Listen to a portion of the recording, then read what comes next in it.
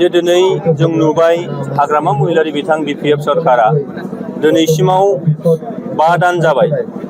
बे 5 दाननि गेजेरावनो दानथामनि गेजेरावनो जों नुदों जे गोबां माखासे जाथाय बिजाथायफोर माहारिफोरनि गेजेराव UPPL दोलोआ प्रमद बर' बिथांनि दैदेननायाव 35 लाख मानसिखौ लानानै जिबायदि मोनसे गोजोन थासारि लाबोनानै 26टा जाथि माहारिफोरनि गेजेराव अनलायनाय फोथायलायनाय सहायलायनाय लाबोदोंमोन बिश्वास मोनसे लानानै फैदोंमोन।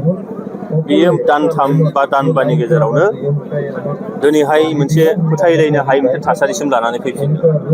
दा दिनै 35 लाख सुबुं माहारिया दिनैहाय गिखांनाय मोनदों, नोगोरारिफ्रा गिखांनाय मोनदों जे दिनै मा जाबावगोन।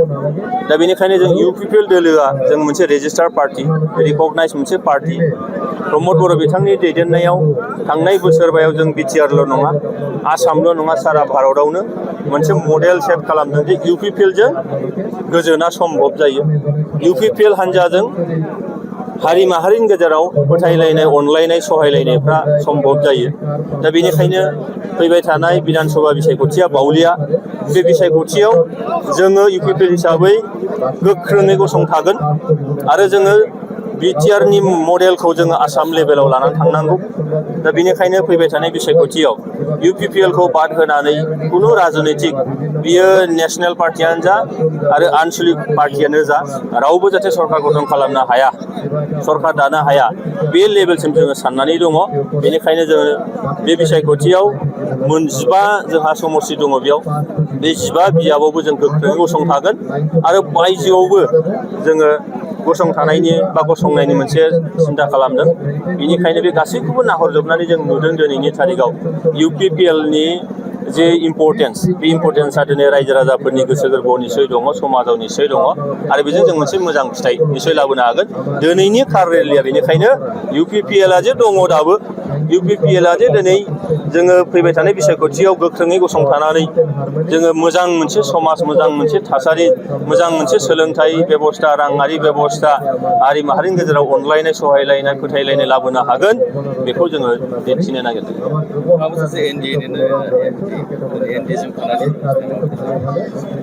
नाय जे दिनैहाय जोंनि एलायन्सआ सेन्ट्रेल लेभेलाव आरो सेन्ट्रेल लेभेलाव जोंहा 29सिम एलायन्सआ दङ।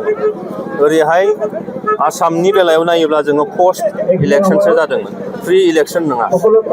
पस्ट इलेक्सन एलायन्स जादोंमोन बोसोरबानि थाखाय, बे बोसोरबाया दिनै जोबनानै थांदों। दा बेनिखायनो थांनाय काउन्सिल इलेक्सनावबो बे एखेयानो जादों। दा बेनिखायनो जों नुदों जे जोंहा एलायन्सखौ दिनै नेशनेल पार्टिनिफ्राय लुबैदों, सोरनिफ्रायबा लुबैदों, खिन्थु जोङो UPPL हिसाबैनो गोख्रोङै दङ। सोरबा माबा एलायन्स थाबाय, खिन्थु जों गावनो गाव गसंथानानै मोजां मोनसे फिथाइ लाबोनो नागिरदों। बे फैबाय थानाय बिसायख'थि।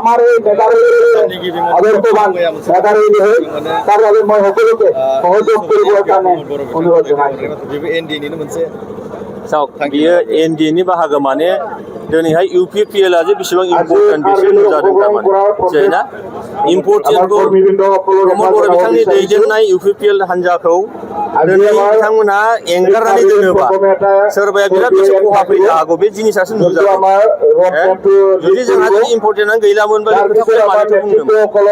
बेनिखायनो दिनै UPPLआ जेरावबो दिनै गोसो गोरबोआव हाबनानै दं। UPPLआ दिनै बे 35 लाख जनसाधारनखौ दिनै हमथाना लाखिनो हानाय गोहो दङ। 15टा समस्तिनि बायजोआवबो आरोबाव जोंहा माखासे गोहोमफोर दङ। बे गासैखौबो नायजोबनानै दिनैहाय बिथाङा हयथ' बे बाथ्राखौ बुंदों। बेनिखायनो आं सिगाङाव बुंनाय बाथ्राया बेनो जे दिनै UPPLआ सोरजोंबा एलायन्सनि बाथ्रा नङा, जोंखौ जे सोरनो नांगौ बेसो गिदिर बाथ्रा जादों आरो बे लेभेलावनो जों दंबाय थायो।